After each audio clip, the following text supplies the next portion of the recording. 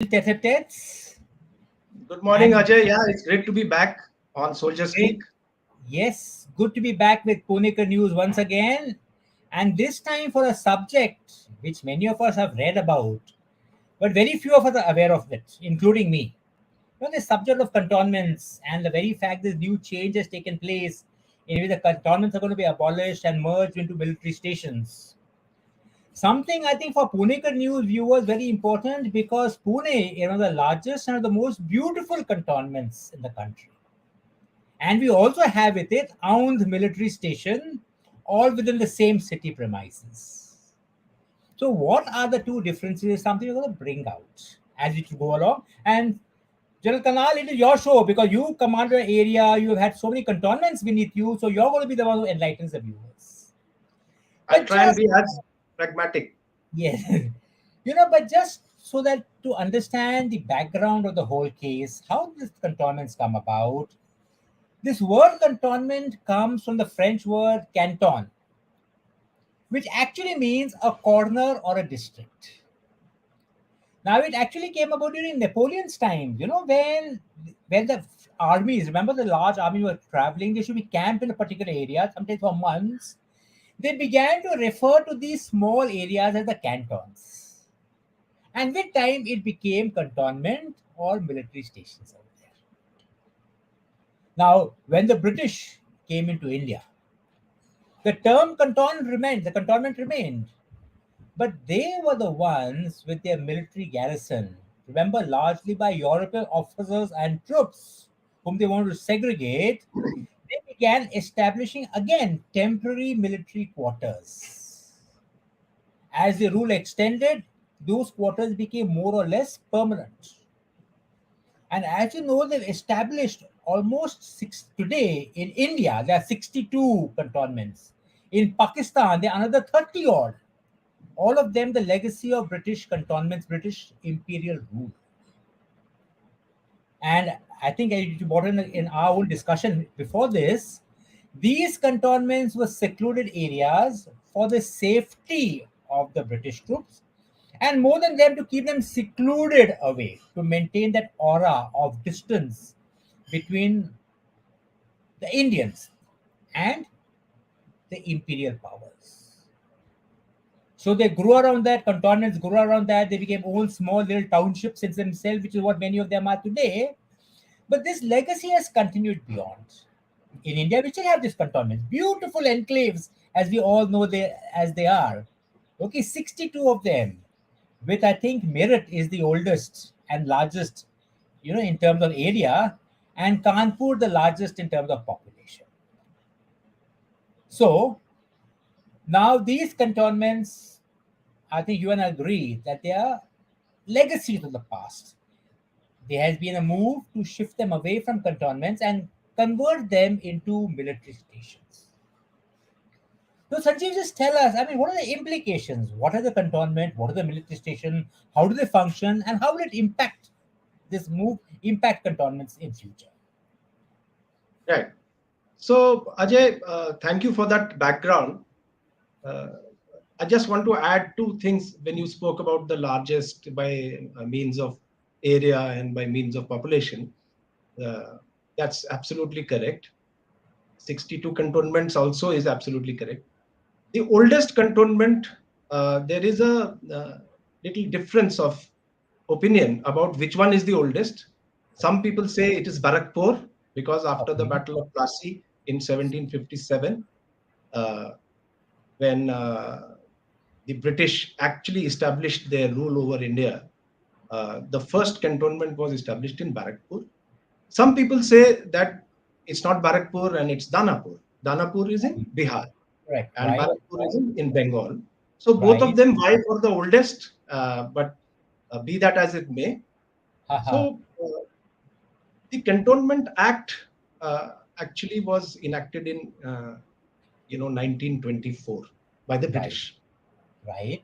Though those military garrisons which were away from populated areas for the reason that they wanted that they should have sufficient space for training, they should be segregated from the civil population.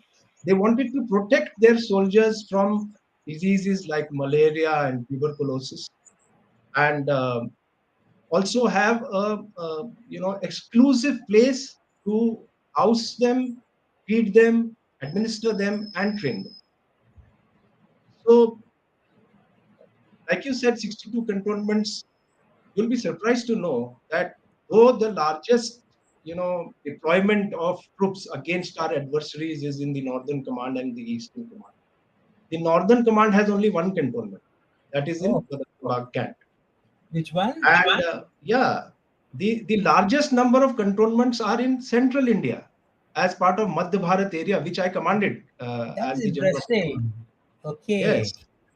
And the second largest number of cantonments are in Southern Command, 19 of them. So 25 of Oh, them are part of the Central Command, and 19 of them are part of the Southern Command. Now, right, one may ask that why is that so? That our adversaries are the borders are all on the north and on the east of the country. So why the cantonments are so far removed? The reason right, for that, the reason for that is that when the Britishers established these cantonments, they wanted to establish the stamp of authority and their legal status in the nation, which is now called a nation at that time, India as a country. right, right. So yeah, so they were having problems with the Marathas in the south, the Right, Marathas, Tipu Sultan, right? So you'll find that the largest number. So they wanted to have a larger presence of their army in these areas, right? right. And Like also in the central. largest cantonments would be in Pakistan, the northwestern frontier province. Correct, correct. Yes, yes, So yeah, because then they had to take care of the security from the northwest. right. And yeah, so this is just a small tidbit of information which I thought will bring a little more clarity. Uh, Now, what are cantonments? Cantonments are actually not purely military garrisons anymore. They started as purely military garrisons, but because logistics were required and the troops had to be sustained, they had to be fed, they had to have markets available to make purchases and all. So slowly, from purely military garrisons, the civilian population, traders, and all started coming and settling closer to the military garrisons, and by over the years, what has happened is there is a total intermingling of the military and civil population within the cantonments. right, right. And so you look at Pune, where we are today, it is one of the largest cantonments. You can't make out the difference. Where is the cantonment area and where is the civil area? Where does Yes. the municipality end and where does the cantonment start? We don't know. And like you And said, each of these traders who came in, we had that famous Sadar Bazaar in each cantonment. yeah, so you have Sadar Bazaar, you have Gopinath Bazaar in Delhi, like you have the camp in Pune. Pune camp is actually Pune cantonment, right? Right, right, It's called right, colloquially, it's called camp area. But actually, it's right, not a camp, it's a cantonment. uh, right, And yeah, so and in Meerut, you have the Lal Kurti Bazaar. So right. slowly, what has happened is that the cities have grown around the cantonments and have started now intermingling with the cantonments. Seen. So actually, a cantonment, by virtue of the Cantonments Act, is a mini municipality. So Okay, whatever the functions of the municipal corporation are there in cities and towns, the same right. functions are carried out by a cantonment board within the canton. Right? Oh, okay. Now, the cantonments are divided into four types of cantonments basis of their size. Type Right, 1, type 2, type 3, type 4. right. So the largest cantonments are type 1. Now, so what does the cantonment board consist of? A Uh-huh. cantonment board consists of certain elected members, certain Right, ex officio members, and certain nominated members. So the right. larger cantonments have 8 elected members. The ex officio head of the cantonment board, that is the president, is always Okay. the station commander of that military area, right? Okay, like the sub area or the area command, I suppose, right? So yeah, it would know. It may be sub area commander. Not the area commander is a 3-star lieutenant general, so that Right, will never happen.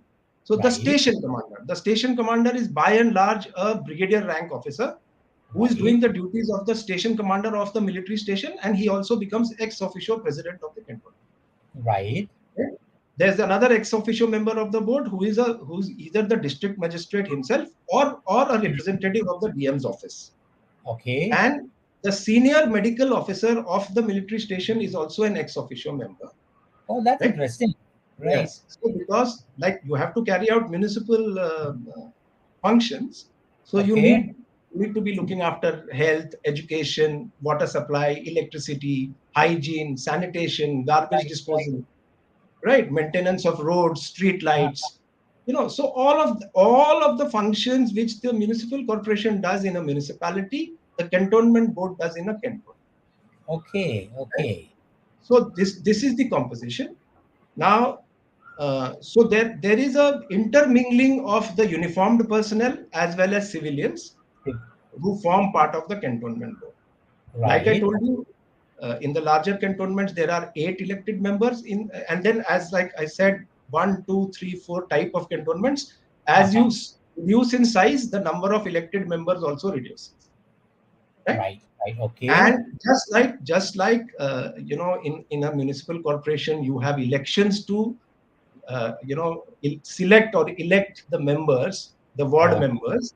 Uh-huh. Similarly, in a cantonment board also, the 8 civilian members are all elected, and they belong to different political parties. Oh, that's interesting. That is very Yes, interesting. I think that's something yes, very few of us are aware of also, you know? yes, yes, Right. yes. Uh, So that is the basic, structure composition of a of cantonment one. board. Like I've Okay. already told you about the functions that they carry out. Okay. So, so And what? then how then tell me how Yes. the military station differ from that then? Like what I'm gathering now is a cantonment has got a proper cantonment board of civil and military members looking after the administration, right? So then how does a military station function? What are the differences? So a military station is a pure military station. Like, for example, Bhatinda. It's a Okay. huge, it's not a cantonment. Bhatinda is a military station. It's a core Okay. headquarter. Right. So the municipal functions are done by the municipal corporation of Bhatinda. Inside the cantonment, inside the So yeah, premises. so water supply will be the responsible, electricity supply, hygiene, sanitation, all of that. So there is no Oh, cantonment board there. The military station is looked after by the station headquarters, which is headed by the station seen, commander. seen. The station commander, right? Right, right. Like Pune is a cantonment board, so those functions are done by the cantonment board. So Cantonment board. revenue generation. You Seen. would remember that a couple of months back they said that this vehicle entry tax, which is being charged to commercial vehicles who are entering Pune cantonment, On the has to be cantonment. Yeah, stopped. yeah, And yeah. recently it has been And stopped. So thank heavens it's been finally stopped.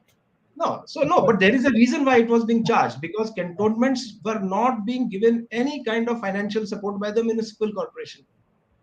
So they have to oh, generate revenue to do all those works, like I told you.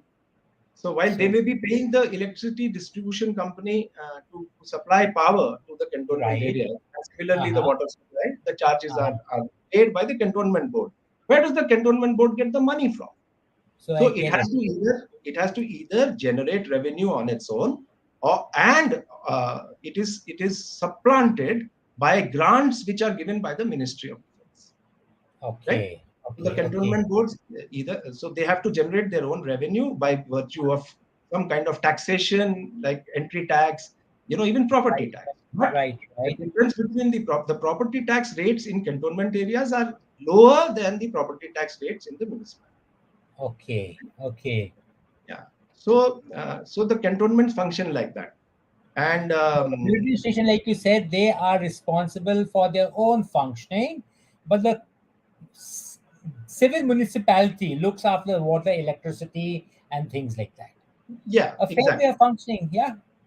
So, like I said, the difference Uh, between the major difference is that the military stations are administered by the station see, headquarter, right? okay, And now, the but cantonment areas are administered by the cantonment board.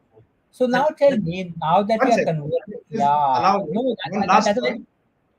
that's Last a very point. certain, right, right, I just want to just so that everybody is very clear about it. The right, cantonment boards are the functional, secretary, member secretary of the cantonment board is always the CEO, the chief executive officer, who is okay, a a officer of the DGDE, the Directorate General of Defense it's Estates. Right. right? Right. So he's a Right. defense estates officer. He is the CEO of Okay. the cantonment, and he's also the member secretary of the cantonment board.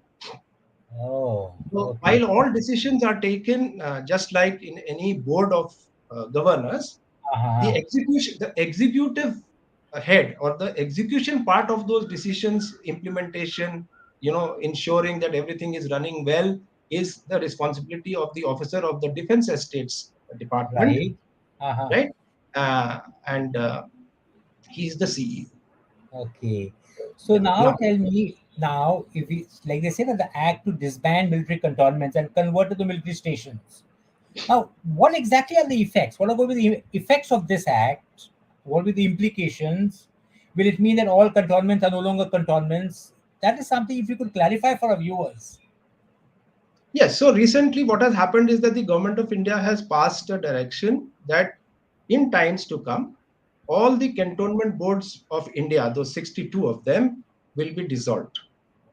Right? So, and the first one which has been dissolved is Yol Cant, Yol, Yol. which is in Himachal Pradesh, the Yes. headquarters of Nine, Right. right? And the next on the list is Nasirabad, which is Okay. next, is closer to Alwar, right? Alwar.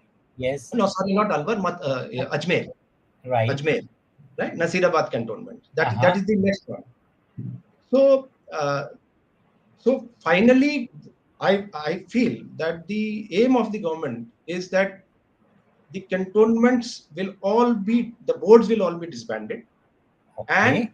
the civilian areas of the erstwhile cantonments will be merged with the local municipal corporation. Right?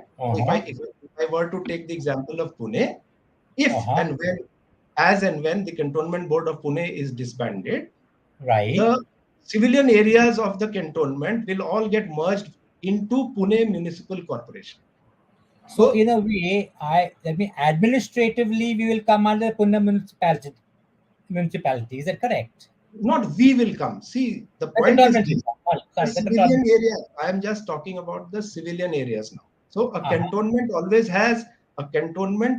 has purely military areas and Uh-huh. then the civilian areas. Correct? Now that's a vital distinction. Yes. Got it. Got So it. the civilian areas will all come Uh-huh. under Pune Municipal Corporation. So all the municipal actions or responsibilities will be taken over by PMC, right? Okay. Oh, And okay. the Uh-huh. military areas will be then sequestered in a sense into Right. military stations. So just Okay. for example, in Pune, Uh-huh. presently there is a Pune cantonment, there is a Khadki cantonment, then there is a Yes. cantonment in Dehu Road, right? Right. But at the same time, the military units which are there in Aundh, Yes, it's a they military don't form station. part of the Pune cantonment. So Aundh is a purely military station. So Right. Right. similarly, once the cantonment board is disbanded, the Huh. military areas will be demarcated and made into military stations, and the Oh, civilian okay. areas will get subsumed into the municipality. Seen, Right? seen, seen, Uh, seen. uh, But tell me, uh, will it have any problem? Will it affect the security or functioning of these hmm. stations if this kind of sequestering takes place? So there is a view that it will have an effect on the safety of the families and the military Uh-huh. units. There will be some security issues and all. But I don't think so really, because if you look at Aundh military station, Seen? it is like an island which is surrounded by municipal areas. Yes, we have There is seen no it. It's one of the problem of most beautiful. security. In fact, the There is no Hound military station is the most beautiful parts of the city. Even correct, within correct. Hound itself, when you So, pass it, I remember from the exactly. Shivneri bus, it's such a beautiful sight. So it's not a cantonment station. It is Uh-huh. within Pune municipal limits. There aren't any real security issues there.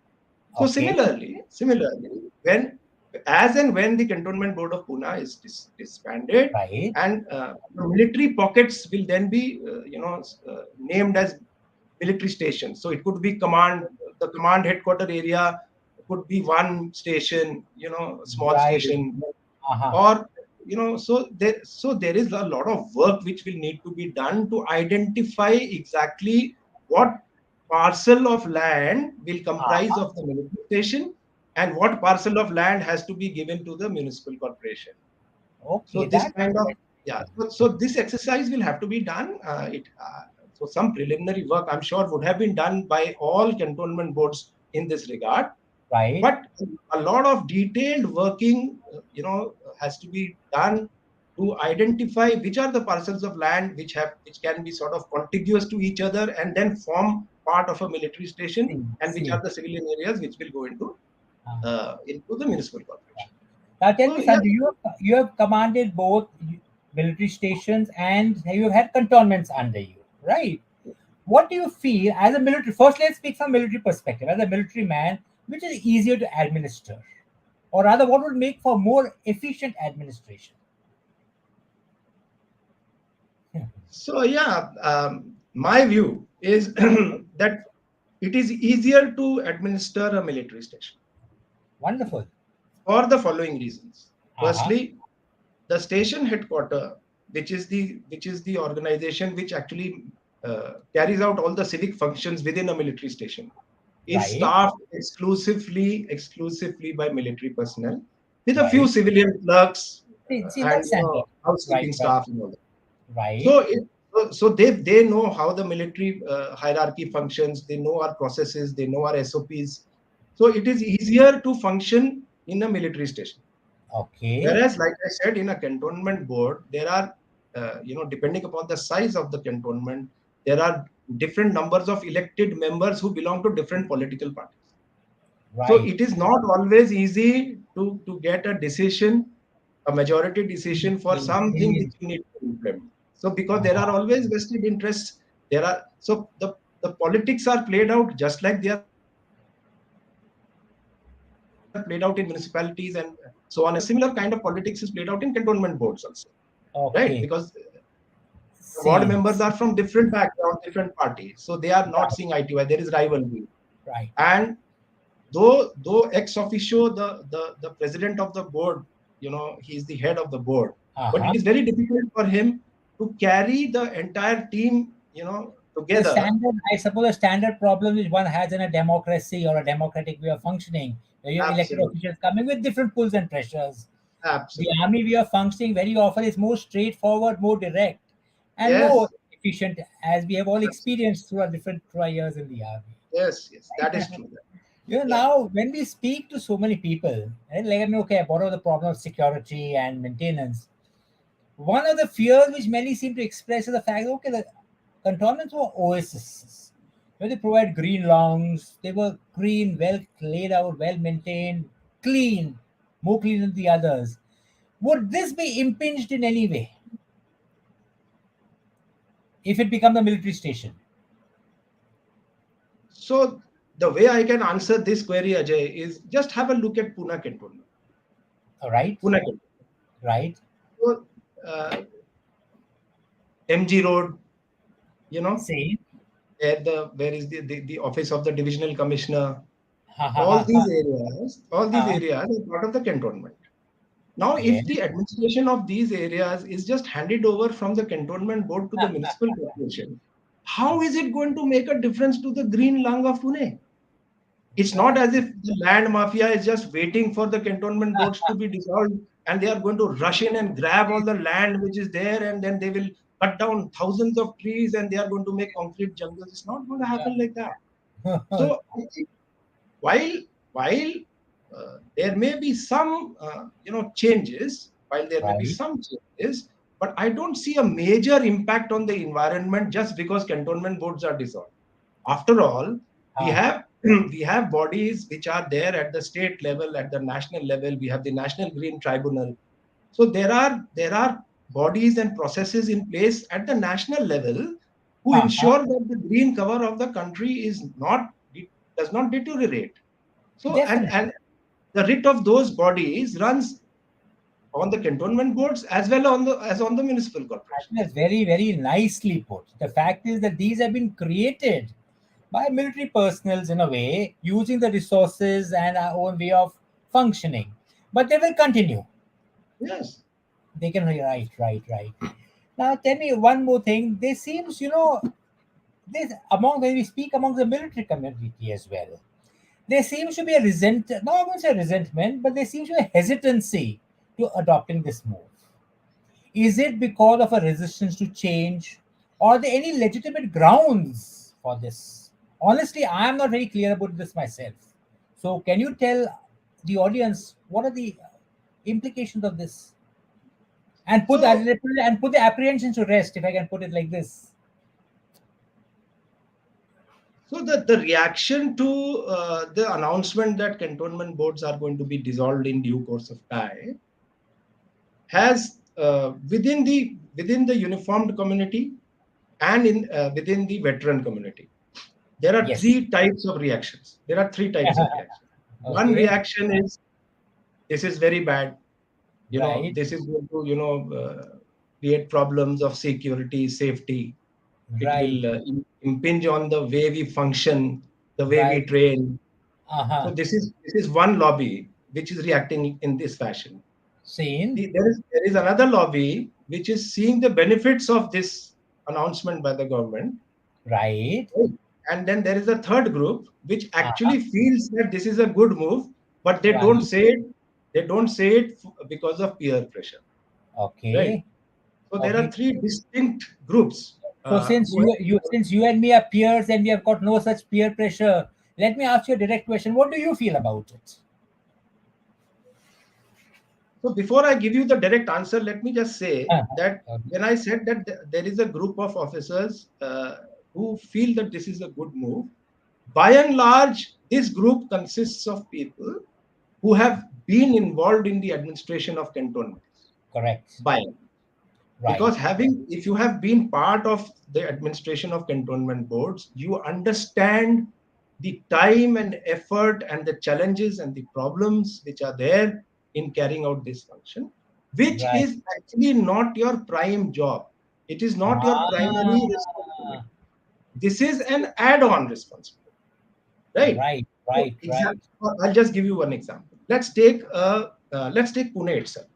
Okay. Right. Yeah. Now, the president of the cantonment board will be the station commander of Pune, right? Okay. Right. But the station commander of Pune is not exclusively doing the task of the station commander of Pune.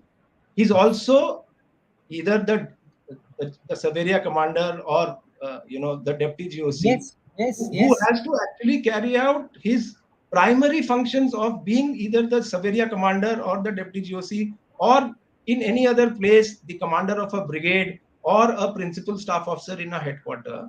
He Yeah. does the job of station commander in addition to his primary job, right? So both are being diluted. Imagine. So he's doing his primary job, then he's doing the job of the station commander, and he's also the president of the canton. Now you Right. tell me, why should a guy waste his time and energy in the functioning of the cantonment? He should be Uh-huh. focusing on his primary job, right? And let civil professionals Yes, handle the functioning of exactly. the cantonments. So, Okay, so that's that fine. is You're that is saying it. that is one point. Yeah. Uh, like I said, there are elected members in a cantonment board. Uh-huh. Huh. So willy nilly, the people who are managing the cantonment boards from the uniformed committee, from the Right. uniformed community, also get involved in the politics which are being played out within the board. So in a way, So this is there a are much so many pressures. There are so many right. pressures. Why Right. should a uniformed, station commander, whether he's a brigadier or a major general, be subjected to this kind of pressure?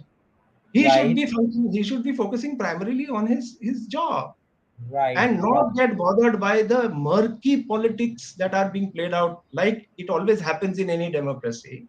Uh, Uh-huh. so, so my view is this: Right. that this move is a good, Wonderful. I'm yes, happy to and put it so directly and so clearly, you know.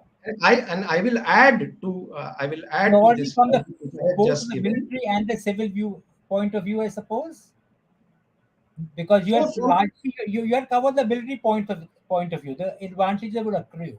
From the civil point of view, what would be the advantages of this? Let's look at the the other civil, side now. as far as the civil population is concerned, for Uh-huh. them, being in a cantonment always gives them a sense of security. right? Yes. That is one Yes. point. Yes. Yes. Yes. But Yes. at the same time, since the Uh-huh. cantonments do not get any kind of aid by the state government, there Right. are a number of schemes of the state government which do not reach the people who reside in cantonments, right? Okay. So Okay. if they are merged into the municipal corporation, then See? they will become eligible to take the benefits and advantages of schemes which the state government is announcing or Would be implementing. applicable to people who are residing in municipal areas of the same city. Correct. So because Ah, while if you are in the cantonment areas, you are not eligible for those I schemes. understand. So that is one point. Huh. And another thing. Now the cantonments, as far as their financials are concerned, are either they have to generate the revenue on their own, Uh-huh. and in addition to that, they get grants from the Ministry of Defense. Right. Right? So now the grants which come from the Ministry of Defense are part of the defense budget. Uh-huh. So, and these monies which come to the cantonment boards to carry out the municipal functions, the civic Right. functions, Right. are also benefiting a number of civilians who reside in cantonment areas. Right. So, in effect, in a way, uh, the money from the defense budget is also being utilized for the benefit of civilians residing in cantonment areas, Right. Right. isn't it? Isn't it? Uh-huh. Now, once these boards are dissolved, then Uh-huh. the grants which were coming to the erstwhile cantonments will come to the military stations, which are purely military stations. So you mean to say it's win-win all the way then? So It's the win-win all. military stations will Yes. benefit because they will Yes. have more funds available to carry out the administration of the military station in a better manner. These are aspects which So, very, very few of us are aware of, and I'm really glad you brought them out because it is actually clear a lot of misconception even in my mind. So yes, I'm going to ask you one last question. Okay, this is a common apprehension. Like I told you, the cantonments will go away. We've lost it's an apprehension of both civil and the military people. Now you, with your experience of dealing with this, to ensure that the transition is smooth, the sanctity of, let's call it military areas now, of military areas and the civil areas adjoining them is maintained. What kind of advice or what kind of recommendation would you like to give to ensure that the transition is smooth and that sanctity of both areas are maintained? this is a very good question, Ajay, because while the decision has been taken to disband the cantonment boards, like I Uh-huh. said, in smaller towns, the transition is going to be fairly comparatively easier. Right. But in larger cantonments like Uh-huh. Pune, like Uh-huh. Hyderabad, Right. Delhi, Yes. these are large cantonments. And where the intermingling between the civilians and the military people is much more, you know. Just take the Okay. example of Main Street, Mahatma Gandhi Road. That is totally See. part of cantonment and it is abutting the command headquarter mess and other Yes. areas, right? Yes. Yes. Yes. Yes. So, Yes. so yes, yes. So, yeah. And then military units within Pune are also spread out in isolated pockets. Like the Yes. workshop is somewhere else, and See. the See. twin test is somewhere. The command headquarters, command hospital is somewhere else. Uh-huh. So, yeah. So the demarcation of the purely military station in such complex, large cantonments is going to be a challenging task. But it is a Right. task which is difficult but not impossible to do. So Right. that is one point. Now, what should be? So, no, Uh, what am I saying? So the important aspect is going to the demarcation of the areas, right? Between yes. civilian and military. Okay, got it. Then So the next one, the demarcation is a major challenge. The, right? the, the other challenge is the mindset of the people who are part of the civil administration Okay, to ensure that once the cantonment areas are merged into their area of responsibility, okay. these areas do not get a stepmotherly treatment. Beautifully put up. I think this again aspects none of us would have thought of, right? Yeah, so that then there will be minor issues of working out revenue, how much allocation is to be made to these areas, blah blah blah. But those are matters of detail So the which we procedures cannot which will be follow. will take its course. Right, right. Then the third issue which needs to be ensured by the civil administration would be the implementation of the Works of Defence Act 1903. Uh-huh. So there is an act which says that there should be no construction within 1,000 yards of any military installation, right? And Okay. if there is a construction and there is a modification to be made to that existing Right, construction, right. then the permission of the military will be taken. So This the civil this administration will need to this is ensure. one of, these are one of the key ones. One of the key aspects will Yes, have so to be implemented. Right. it's a major consideration which the civil administration will have to keep in mind, Uh-huh. that when they are giving permission for any land usage, Uh-huh. you know, for construction purposes, it Uh-huh. has to be within the Works of Defence Act. So it is Okay. imperative for them to take a no objection from the army or the navy or the air force or the Seen, military seen, seen. before they give this kind of sanction. So this is something which should not be diluted by them. So they Right. have to make sure that the Works of Defence Act provisions are implemented in spirit and in actuality. Thank you very much. In fact, you brought out such aspects which I must confess, I was not aware of most of them, but many of our viewers also would not be aware of this. And to sum up in a nutshell, it is from one who has administered military stations and cantonments yourself, you feel there's a step in the right direction which will aid in the administration of both. Even the apprehensions of security and functioning, which many military people seem to have, can be easily overcome by the fact that each of these cantonment areas, units within the cantonment areas, would form military stations, which will actually aid their internal functioning. And lastly, the green cover, the beauty which is being followed, let me not call it cantonments or military stations, but in areas populated by defense personnel, is going to be maintained. And the only thing is, the civil administration should take a leaf out of that book and ensure that the same kind of greenery, cleanliness, and high standard of hygiene are spread not only in these areas but through the rest of the city as well. Absolutely. You So, know, thank you very much for your illuminating views and for clearing the air of a lot of misconceptions on this issue. thank you, Ajay, for giving me this opportunity. And before I Yes. sign off, I just want to bring out that while Ah, there are 62 cantonments in India, there are ah. more than 300 military stations already existing. Oh, So, so that's a so vital statistics, and like they say, statistics like the bikini, which is covers the essentials, or yeah, cover the essentials, reveals what is most important. Beautifully brought out. Thank you very much.